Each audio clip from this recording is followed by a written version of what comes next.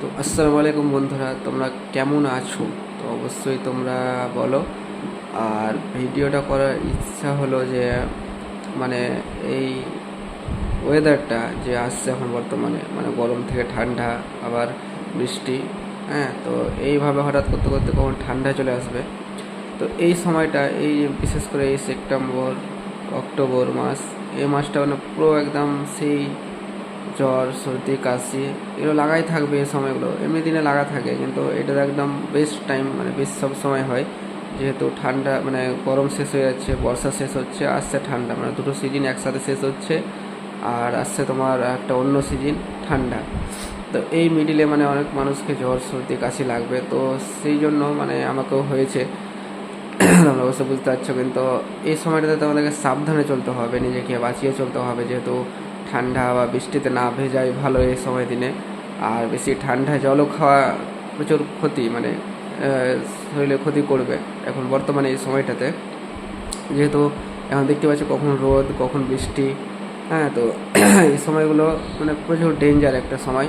তো এই সময়গুলোকে আমাদেরকে ঠিকঠাকভাবে থাকতে হবে এবং ঠিকভাবে চলতে হবে।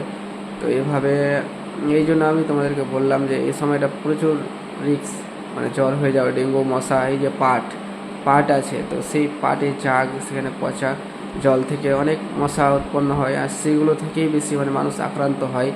ডেঙ্গু, টাইফয়েড, হ্যাঁ, এইসব রোগে সব আক্রান্ত হয়ে যাচ্ছে। তো তার জন্য সবাই সাবধানে থাকো। আর এখন এই যে বর্ষার জল তো বাড়ির পাশে আশেপাশে জমবেই। আর এদিকে আবার পাট বললাম যে পাট মানে জাগ দেয়, মানে পচাই, ওটা ওখান থেকে আবার মশা সৃষ্টি হয়। আর বাড়ির আশেপাশে যদি নোংরা থাকে তো ওগুলো থেকেও হয়। তো আমাদেরকে সাবধান যে বাড়ির আশেপাশে যেন জল না জমে থাকে, বা অনেকদিন ধরে না জল জমে থাকে বা পচে থাকে কোনো জিনিস, তো সেদিকে আমাদেরকে নজর রাখতে হবে, আমাদেরকে সতর্ক থাকতে হবে। যেহেতু আমরা এই মানে এই আমাদেরকে তো চলতে হবে, চলাফেরা করতেই হবে। তো তার জন্য আমাদেরকে সতর্ক থেকে চলতে হবে, না তো আমরা যদি বেশ সতর্ক না থাকি, ঠিকঠাকভাবে না থাকি, তাহলে আমাদের তো শরীর অসুস্থ হবে। আর শরীর অসুস্থ না হলে আমরা তো ঠিকঠাকভাবে চলাফেরা করতে হবে না। তো আমাদেরকে চলাতে হবে আমাদের নিজের খাওয়ার জন্য বা নিজের পড়ার জন্য। হ্যাঁ, তো সব কিছু চলার জন্য আমাদেরকে চলতে হবে। তো ঠিক আছে, দূর থেকে ভিডিওটা যদি তোমাদের ভালো লেগে থাকে তো অবশ্যই শেয়ার করো, লাইক করো আর সাবস্ক্রাইব করো চ্যানেলটা। আমাকে অনেক ভিডিও আসবে এখানে।